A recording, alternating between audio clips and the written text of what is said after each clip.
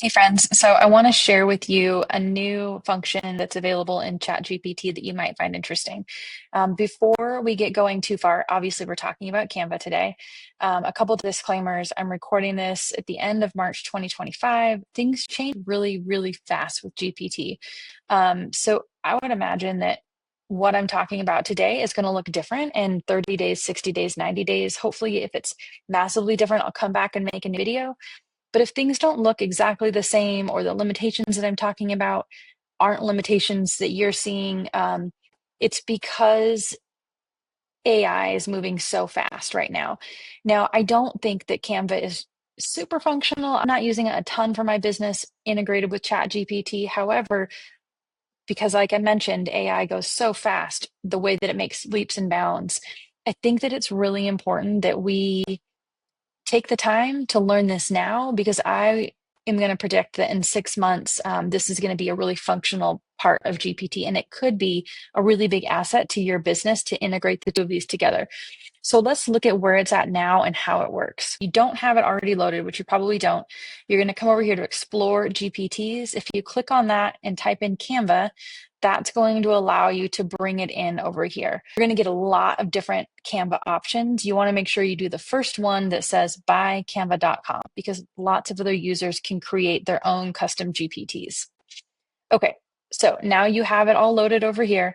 You're going to click on it to open it up, which I've already done. And you can see that I'm operating in the Canva GPT.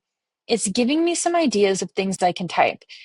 Now, it's not going to bring in my custom fonts, my custom colors, or integrate to any of my existing templates. So you really have to curb your expectations, realize that it's more giving you a starting point in Canva to tweak and add in your own information from there. So let's say that I'm going to be announcing mini sessions, summer motherhood mini sessions. I'm going to type something out here and I'll come right back. Okay, so I typed it out here. I asked it to create a set of posts for Facebook stories and Instagram to announce summer motherhood mini sessions. I talked about the vibe, that it's modern, mountain, wildflower. They're going to be 20 minutes, 5 photos, and I want to be able to add the time slots that are available. Now, curb your expectations. It's not going to put this text in there for me, but it's going to keep that in mind when it creates a template for us. So I'm just going to hit go on here, and it should come back and ask for permission. Okay, so it's confirming some details. Before I start, one quick thing. Would you like the main text to say, what do I want it to say? I don't really like capture the wild beauty of motherhood, so I'll say keep summer motherhood mini sessions.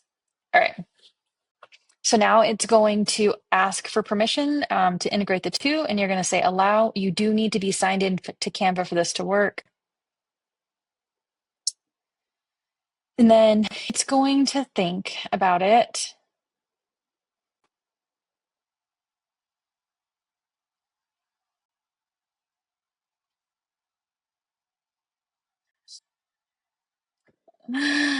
Okay, like I said, limitations. And not all of them are loading. Okay, let me pause this again, and I'm going to reload this page. Okay, great. So my screen recording here does not love loading these at the same time. It's pretty weird. So it gave me an Instagram story, so you can see that it has the dimensions. It gave me an Instagram post. It gave me an Instagram ad. If I was going to run an ad, it gave me another Instagram post. And then this one is another one as well. So what I want to point out is that obviously new blog post is not what I asked. You have to go in and change all of this text. Sometimes it comes back a lot closer with something like this, but then other times, like I said summer and it said winter, this is where it gets a little clunky. So I'm going to use this one right here. I'm going to click into this and I'm going to open Canva, but I need to start a different recording for that. So I will be right back in Canva. All right, so I've opened this up into Canva, and all I did was click on it and it pulled up. This is why you need to be logged into your Canva account for this to work. Now, this is obviously not my brand. It doesn't have a photo that really makes sense, and it's not my work. But if you have a Canva account and you've created a brand toolkit, all of your fonts and colors are going to be readily available to swap it all out. So I'm just going to click on this background. I'm going to click on the color and it's loading my brand kit background. So I'm going to be really creative and go with that white color. And then the text. So before I always start typing things out, I change my font. So I'm going to same thing. I'm going to click on the font. I'm going to come down to my brand kit and I'm going to do Oswald. And I would do that all the way around.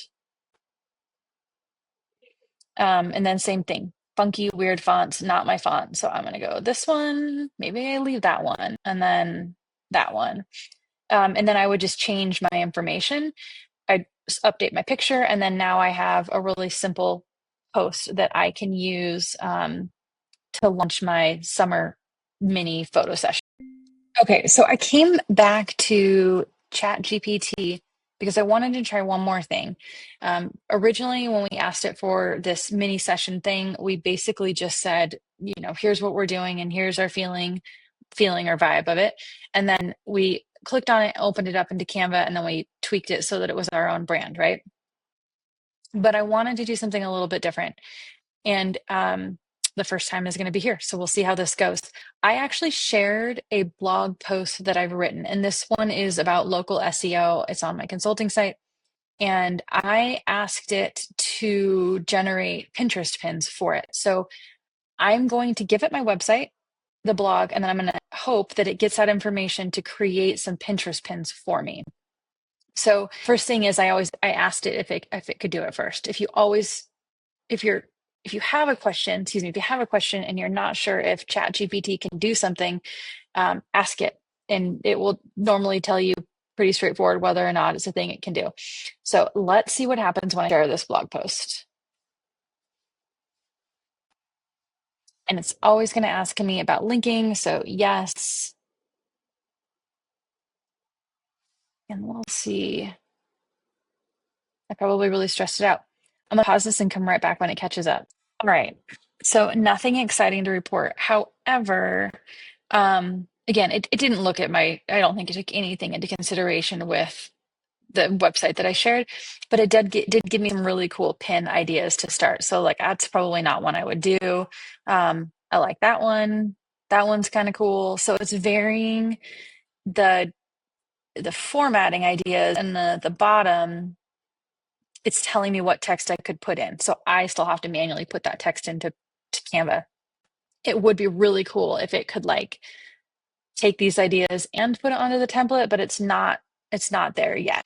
Okay, so we saw it with just the basic, create some posts about my mini sessions. And then we shared a blog post. I don't know that it made a huge difference. It would be super cool if it could be a little more dynamic with how it was putting this together, but I would imagine that it's going to come soon. But I'm interested to know, is this something that you would be willing to play with now? Would you want to wait until it gets further along? Is it enough for you to upgrade to a paid account to use a plugin like this? I think it's not there yet for me. However, I am going to be checking in on this every week and playing with it to see kind of how it develops and advances, because I could imagine this being a really amazing tool in my business. But that's all I've got for now.